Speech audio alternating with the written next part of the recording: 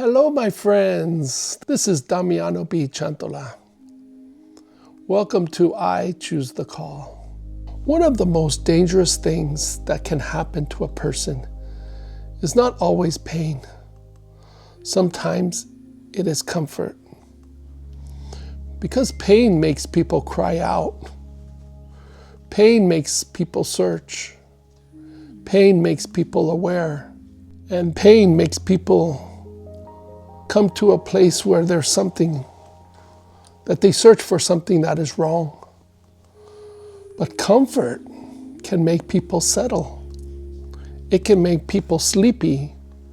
It can make people think everything is fine when everything is not fine. That is dangerous because a person can be surrounded by convenience or routine, familiarity, and ease, and still be drifting far away from God.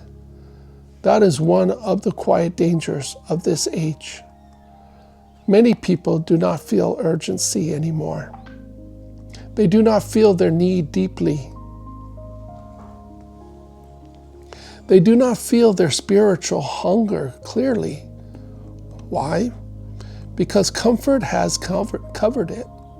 Comfort has a way of softening alarm. It can lower the sense of need. It can make bondage feel manageable. It can make compromise feel harmless. It can make a dull soul feel normal. And when that happens, a person stops pressing in, stops searching, stops trembling, stops waking up. That is why comfort can be dangerous. Not because rest is wrong, but because peace is wrong. But because false comfort can keep you asleep while your soul is weakening. That is the difference. True peace comes from God. False comfort comes from avoidance. True peace strengthens you. False comfort numbs you. True peace can stand in truth. False comfort must keep avoiding it. And many people have confused the two. They think because they feel undisturbed, they must be well, because life feels manageable. They must be safe because nothing's painful. They think because they feel undisturbed, they must be well, because life feels manageable. They must be safe. Because nothing painful is interrupting them, they must be growing. But that is not always true. A person can be unchallenged and still be unwell. A person can be comfortable and still be asleep. A person can have a smooth life and a starving soul. That is why comfort must be tested. Ask yourself, is this peace or is this numbness? Ask yourself, is this rest or is this avoidance? Is this contempt or have I simply stopped fighting for depth? Those questions matter because whatever makes you stop pursuing God is not helping you. Whatever makes you less sensitive to truth is not healing you. Whatever makes you comfortable with compromise is not peace. And whatever teaches you to live without urgency can quickly become a trap. That is what happens to many people. They do not fall all at once. They settle. They grow used to the less prayer, less conviction, less hunger, less boldness, less surrender, less awe. And because the deadline is slow, it feels acceptable. That is how spiritual sleep often works. Not through a loud crash, through a soft drift, a slow ease, a quiet settling into a life that no longer burns like it used to. That should trouble you because there was a time when truth moved you more, when prayer mattered more, when the presence of God felt weightier, when compromise bothered you faster, when your heart was more awake. So what happened? For many of us, it was not open rebellion, it was comfort. A life that became too padded, too entertained, too distracted, too manageable, too full of substitutes. And little by little, the fire grew dimmer. The fire grew weaker, not because God changed, but because the soul stopped reaching. This is why you cannot trust comfort by itself. You must test what it is doing to you. It is restoring your soul, or is it training you to live without hunger? Is it giving you strength, or is it stealing your edge? Is it helping you become more awake, or is it making you less responsive to the voice of God?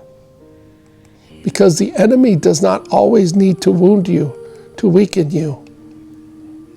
Sometimes he only needs to soothe you to passivity, to keep you content with half-life, to keep you relaxed while your discernment fades, to keep you comfortable while your oil runs low. That is serious. Because once a person gets used to low fire, low hunger, low clarity, and low conviction, they begin to think that is normal. But it's not normal. To live far from God and call it peace. It is not normal to lose sensitivity and call it maturity. It is not normal to stop pressing in and call it balance. Some things sound healthy, but are hiding loss. That is why this message matters.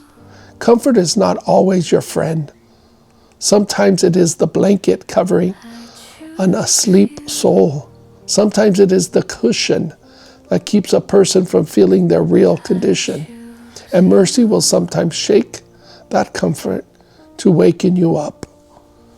That shaking is not always judgment. Sometimes it is love.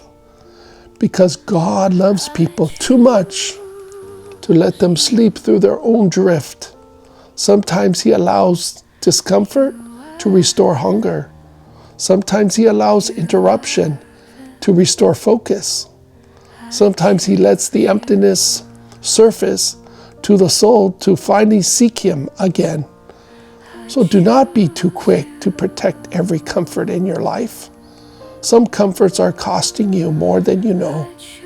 Some comforts are making you weaker. Some comforts are keeping you from every depth you were made for. The question is not only what feels good to me. The deeper question is, what is this doing to my soul?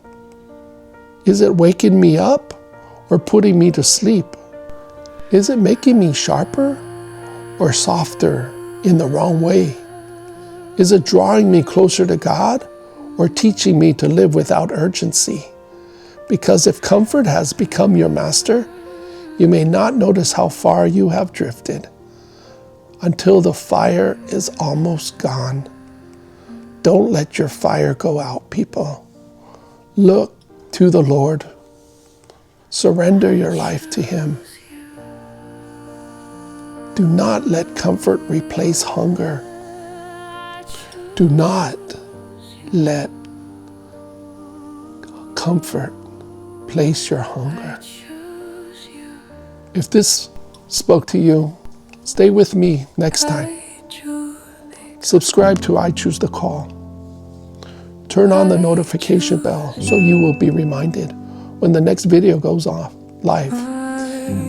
And share this with someone who you trust, who you love, who needs to hear this.